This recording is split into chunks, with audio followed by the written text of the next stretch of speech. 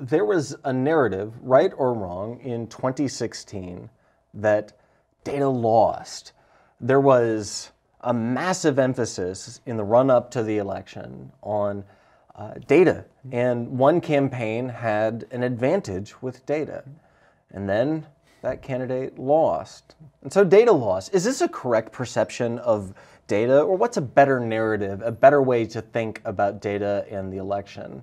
Well, I would say two things. I would say that in politics, some of the most successful decision makers I've worked with, and I think this applies in business as well, know how to properly weight the role of art and the role of science. And I think that if data is the role of science, if data is all of the quantitative metrics that we use to optimize our decision making, the role of art is the strategy. The role of art is thinking about, what are the types, what are the ways that I can market my candidate?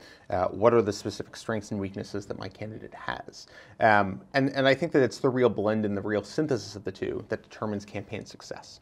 I think that one of the real challenges about data in politics is that it's not the end-all be-all. I've worked on plenty of campaigns that have won despite having inferior data operations, and I've worked on plenty of campaigns that have lost despite having tons of different ways to use data to optimize decision making.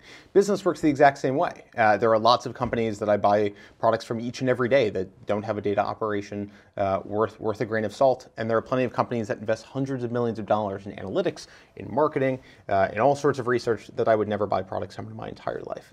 And that's just a way of saying that I don't think that data is the end-all be-all in driving or predicting campaign success. It gets you over the finish line, but it requires an underlying message, a strategy, and a product or a good or a candidate that people actually want to support and people want to vote for. Data can help enhance the synthesis of those things, but it's not the end-all be-all in and of itself.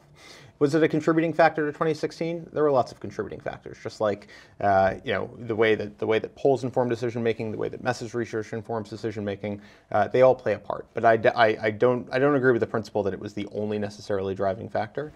I think in this country we like changing the party that's in power every 8 years or so. It's extraordinarily difficult for a party to hold the White House 3 straight times, and I don't think that's something that can be put on the techniques that any campaign used to make their decisions.